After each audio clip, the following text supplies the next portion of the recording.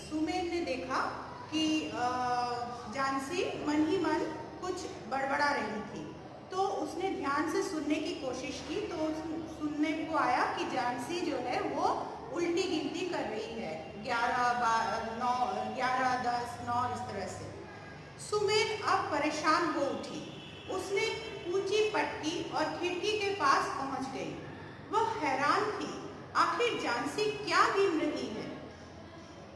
उसने सोचा कि पता नहीं बाहर क्या है, वो क्या गिन रही है। वो अपना काम बिल्कुल छोड़ करके जल्दी से खिड़की के पास जाकर देखने की कोशिश करती है। खिड़की के बाहर सुनसान बरामदा था। सामने ईंट की दीवार से एक अंगूर की बेल चिपकी हुई थी।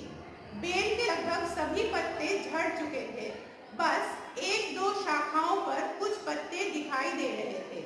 सुमेर ने मुड़कर झांसी से पूछा, झांसी क्या गिन रही हो?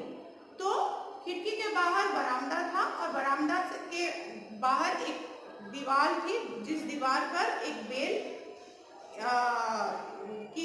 का जो पौधा था वो चिपकी हुई थी। अंगूर का बेल जो था वो चिपका हुआ था और उसमें कुछ पत्ते लगे हुए थे और बाकी और कुछ था नहीं। तो सुमेर ने झांसी से पूछा कि तुम क्या देख रही हो इस बार यहाँ पे, और क्या बोल रही हो, क्या गिन रही हो? झांसी ने उसकी बात अनसुनी कर दी। कुछ पल बाद बोली, 7, 6। झांसी क्या 7 और 6? सुमेर ने फिर पूछा। बोलो झांसी, क्या गिन रही हो? सुमेर झांसी के बिस्तर पर आकर बैठ गई। झांसी बाहर देखती हुई बोली, देखो सु, अब पत्ते जल्दी जल्दी गिर रहे हैं। उसकी आवाज भर्रा गई। जानती हो, 2 दिन पहले वहां काफी पत्ते थे, 100 से भी ज्यादा। ओह, एक और पत्ता गिर गया। फिर वह चुप हो गई। पत्ते गिर रहे हैं तो क्या हुआ? हैरानी से सुमेर ने पूछा। सु, तुम नहीं जानती, जैसे ही बेल का आखिरी पत्ता गिरेगा मैं भी मर जाऊंगी। यह बात मुझे पिछले सप्ताह से पता है। डॉक्टर ने तुम्हें कुछ नहीं बताया? झांसी ने धीमी आवाज में बताया। तो पत्ता गिर रहा है तो क्या प्रॉब्लम है? सुमेर ने झांसी से पूछा। झांसी बोली कि मुझे पता है पिछले हफ्ते इसमें 100 से भी ज्यादा पत्ते लगे हुए थे और अब देखो कितने कम पत्ते बचे हुए हैं। तो मुझे पता है कि जिस दिन इस बेल से सारे पत्ते गिर जाएंगे उसी दिन मैं भी मर जाऊंगी। उसकी आवाज भर आई। चुप रहो, ऐसी बेवकूफी भरी बात मैंने आज तक नहीं सुनी। सू ने झांसी के माथे पर हाथ रखते हुए कहा, इस अंगूर की बेल के पत्तों के गिरने का भला तुमसे क्या वास्ता? आज सुबह ही डॉक्टर ने बताया है कि तुम्हारी हालत सुधर रही है और अगले सप्ताह तक तुम आराम से घूम फिर सकोगी। मैं तुम्हारे लिए सूप लाती हूँ, तुम पीकर सो जाओ। मुझे पत्रिका के लिए यह चित्र पूरा करके देना है। कुछ पैसे मिल जाएंगे तो तुम्हारी दवा और फल ले आऊंगी। तो उसके दोस्त सुमेर झांसी की बात सुनकर बहुत गुस्सा करती है कि क्या बेवकूफी वाली बात कर रही हो, पत्ते गिरने से तुम्हारी जान का क्या संबंध है? ऐसा बेवकूफी वाला बात फिर से मत करना। अभी तुम सूप पीकर सो जाओ। मुझे डॉक्टर से पता चला है कि तुम जल्दी ही ठीक हो जाओगी और फिर चल फिर सकोगी। मैं ये चित्र कंप्लीट कर लेती हूँ, फिर इसको बेच के कुछ पैसे आ जाएंगे तो मैं तुम्हारे लिए फल और दवाइयाँ लेकर आऊंगी। सुमेर सूप लाने भीतर गई और वह लौटी तो भी झांसी बाहर देख रही थी। झांसी, बाहर देखना बंद करो और सूप पीकर सो जाओ। फिर जब सूप लेकर आती है तब भी देखती है कि झांसी जो है वो बाहर एकटके देखे जा रही है। तो उसने फिर से डांट लगाई कि अभी चुपचाप तुम अपना सूप पी करके सो जाओ, बिल्कुल बाहर देखना बंद करो। झांसी सो गई। सुमेर अपने चित्रों के लिए बहरमन को मॉडल बनाने के लिए बुलाने गई। बहरमन उन्हीं के मकान के नीचे रहने वाला एक 60 वर्षीय चित्रकार था। वह अपने जीवन में कोई अनोखी कलाकृति बनाना चाहता था, पर उसकी शुरुआत आज तक न कर सका था। वह दूसरे कलाकारों के लिए मॉडल बनकर निर्वाह करता था। तो झांसी को सूप पिलाकर सुमेर नीचे, उनके घर के नीचे एक और कलाकार, बूढ़ा कलाकार रहता था बहरमन, उसको बुलाने लाई, क्योंकि उसको वो अपना मॉडल बना करके उसके साथ वो चित्र बनाएगी और उसे बेच करके वो सुमेन के लिए झांसी के लिए दवाई और फल वगैरह लेकर आएगी। तो बहरमन जो था वो बूढ़ा चित्रकार वो अपने युवा अवस्था से कोशिश कर रहा था कुछ बनाने के लिए, कुछ अनोखा चित्रकारी करने के लिए, लेकिन वो अब तक कुछ नहीं कर सका था। अब वो दूसरों के लिए मॉडल बनने का काम करता था। सुमेन जाती है बहरमन के पास। बहरमन सू और झांसी को बेटियों की तरह चाहता था। जब सू ने झांसी के पत्ते गिनते रहने और निराशा की बात बताई तो वह गुस्से से बोला, पागल हो गई है यह लड़की, भला पत्ते गिनने से भी कोई मरा है? मेरे रहते हुए झांसी इस तरह से नहीं मर सकती। मैं एक दिन एक अनोखी कलाकृति बनाऊंगा और फिर हम सब मजे से रहेंगे। तो बहरमन के पास जब सुमेन जाती है और उसको झांसी की हालत के बारे में बताती है तो बहरमन बहुत गुस्सा होता है, क्योंकि वो इन दोनों लड़कियों को अपनी बेटियों की तरह प्यार करता था। और वो भी गुस्सा होकर कहता है कि ऐसी बेवकूफ़ी वाली बात मैंने आज तक नहीं सुनी, भला इस तरह से भी कोई मरता है क्या? मैं झांसी को इस तरह से मरने नहीं दे सकता। हम सब कुछ ऐसा करेंगे कि एक दिन हम सब बहुत मजे से रह पाएंगे। बहरमन और सू ऊपर पहुंचे। झांसी सो रही थी। बहरमन ने पर्दा हटाकर खिड़की से बाहर देखा। बाहर बर्फ गिर रही थी और तेज हवा चल रही थी। वह कुछ पल बाहर देखता रहा, फिर पर्दा डालकर मॉडल बनकर बैठ गया। सू चित्र बनाने लगी। चित्र पूरा होने पर बहरमन चुपचाप चला गया।